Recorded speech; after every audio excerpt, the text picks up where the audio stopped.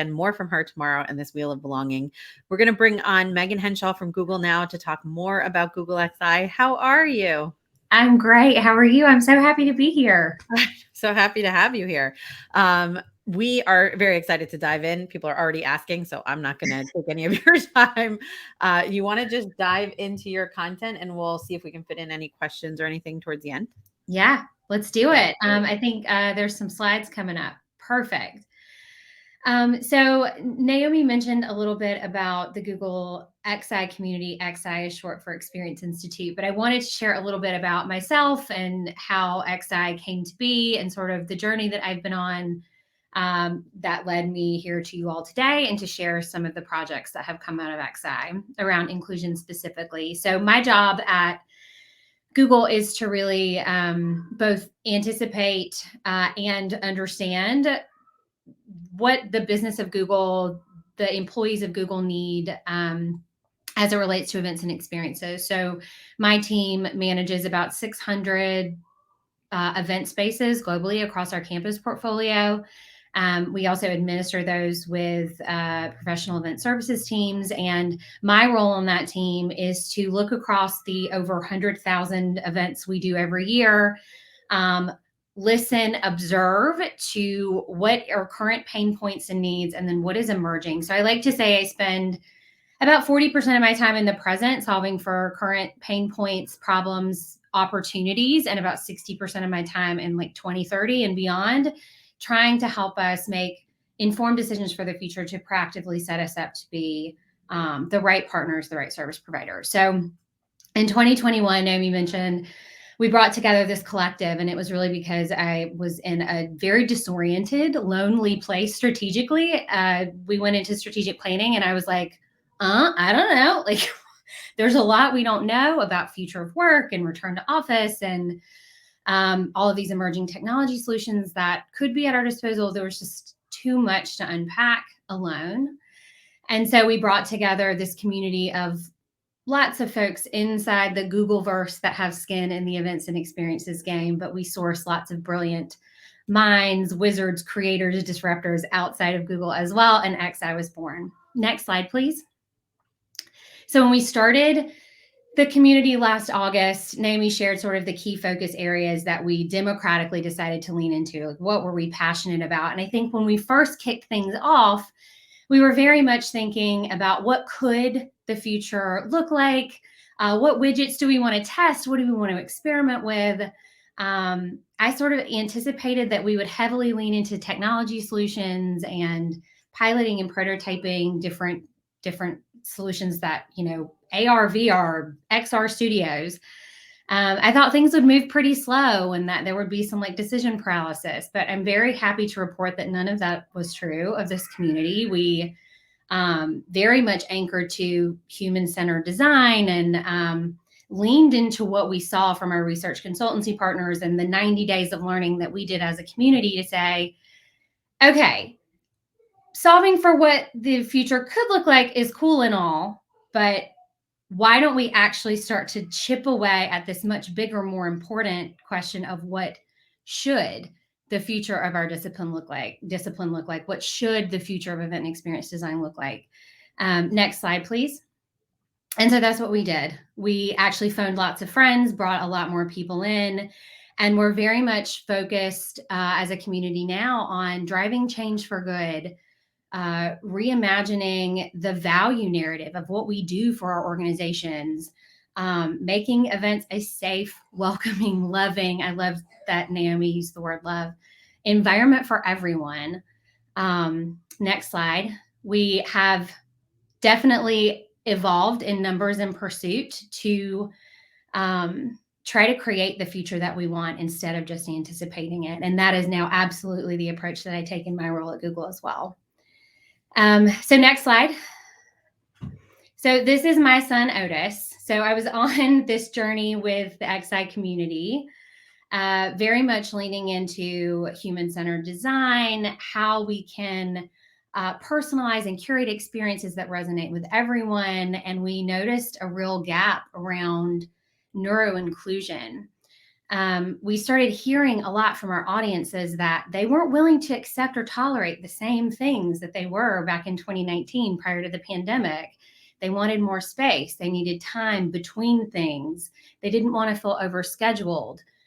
They were a lot more conservative with their resources, time, attention, money. We really had to earn it, and we had to create autonomy and agency and choice. So all of this was happening professionally, and we were learning a lot through the XI work. Simultaneously, my son Otis was diagnosed with autism. And so we were already sort of on this journey trying to find neuroinclusion resources, education, and enablement for our industry. And I was on this, personal journey, very much trying to do this for my son. And so it was like a neon sign from the universe, like, why don't you connect these two dots? And work with the XI community, this network of brilliance, to build it. And so that's what we did. Next slide. So a couple stats. Some of the things we were learning through the XI work: an estimated 20% of the global population is neurodivergent. Next slide. That's 1.5 billion people on Earth. That is 1 in 5 people on our teams, in our organizations, at our events, in our communities. And if that is not what you know to be true, then there's likely a lot of masking and hiding authentic selves happening around you every day.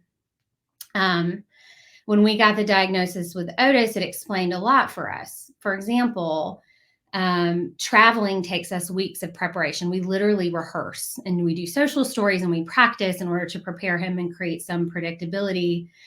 And once we started this work to better understand neurodivergent needs, and just understand neurodiversity as a whole, we started hearing a lot of similar stories, that events are hard, social gatherings are hard. Neurodivergent people aren't fragile. It's the design of our events and the rigidity of the way we're setting up these environments that are brittle and fragile. So we need to break that system. People are never wrong. Nothing about them is broken. The way we design around them can be. So we decided they deserve better, and we can absolutely do better. So let's learn, let's listen. And that's how the new project was born. Next slide. So the new project is a love letter to neurodivergent people that was born out of XI. And it is education and enablement specifically written through the lens, through the discipline of event professionals and leaders. And it really has, in this first phase, 3 missions in mind: to demystify and normalize neurodiversity in our industry, to inspire event professionals to embrace new methods of inclusion, and then to tactically empower us to do something with this knowledge, right? To help us be more considerate and inclusive of all brains and neurotypes. Next slide. So we have an incredible, this started with 4 of us, right, in the XI community. And this network has grown to be over more than 100 event leaders, hospitality partners, incredibly amazing activists, influencers, and storytellers within the neurodivergent community have all informed and shaped this work. So these are some of our partners here. We're looking ahead to 2023 now, and what products and services we want to deliver to event professionals next year. We're talking about a web series. We're talking about a grant program to get more neurodivergent speakers into events and into organizations to do cultural sensitivity training and just educate people on why this is important. So lots more coming from the new project. But yeah, it has been such a journey. Next slide. But the new project, the whole reason that we exist is so that no one has to go it alone. When we got the diagnosis with Otis, it was very lonely for our family. And now I have this whole community of over 100 people that are helping me advocate for my son. And we are extending that to absolutely anyone in this industry that wants to do this work professionally or personally. Next slide. And I really believe, and I say this a lot, that we are the industry, we are the people that should be championing belonging, inclusion, kindness, love. and leading all others in that work, we're bringing people together. We know people, right? You don't get into this industry, you don't get into event planning unless you love people. And so I really believe that we should be pioneering here and that we absolutely can. Next slide. So with that, I would love to open it up to questions.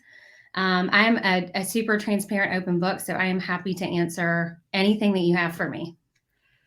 I love this. Thank you so much for sharing this and for sharing your story and for all the work that you guys have been doing on this. We're so excited to have uh, the light shined on this for a few minutes at Techsy Talk. If you guys have questions, please do put them in the chat. I see one already, which I want to get to. But first, inspirational, pioneering kindness and love in the events industry. I love that both Naomi and you use the word love. And, Phil talked earlier about this idea of doing for one what you'd like to do for everyone and treating each attendee. It gives me the chills just thinking about this kind of work and really what our work does, the meaning of putting together an event and how that all works. So if you have questions, put them in the chat wherever you're watching. I did see one person who asks, and I think this is a really good question we probably should have announced in the beginning. What does neurodiverse mean when you say that? Kind of what is the term? I know we talked about it on one of our podcasts too. Like, what would you say is the definition of that? So neurodiversity is all of us. It's every brain. And neurodiversity is comprised of neurotypical brains, so those that function typically, and neurodivergent brains, which is defined as differing in mental or neurological function from what is considered typical. So common types of neurodivergence are ADHD, autism, dyslexia, OCD, Tourette syndrome, even lasting effects from traumatic brain injury. These are all forms of neurodivergence. Love it. Thank you so much. And I think you used the word neurotypical when you and I were talking about this topic before the event. So is that how you see it, that you would use both terms? Yeah, so I'm neurotypical because I don't have any sort of neurodivergence. So yeah, anyone who is typical functioning neurologically is neurotypical. Anyone who is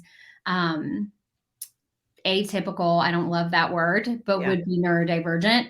And it's really interesting because you don't have to have a formal diagnosis, so the 20% number, which I think is really important to call out, is very conservative. Diagnosis is a privilege. In many places, wait lists are years long. It's cost prohibitive. I had to take days off work to get Otis formally evaluated for our diagnosis. So not every family can do that. Not every individual can do that. So 20% is a very conservative estimate. Some studies say up to 30 or 40% of the population is neurodivergent because we're underdiagnosed.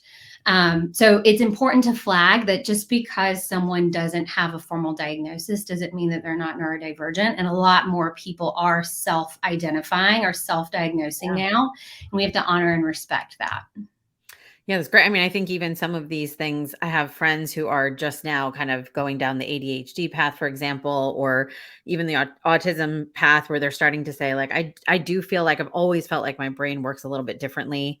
And now, there's these terms that maybe their parents weren't aware of, or they just weren't aware of it.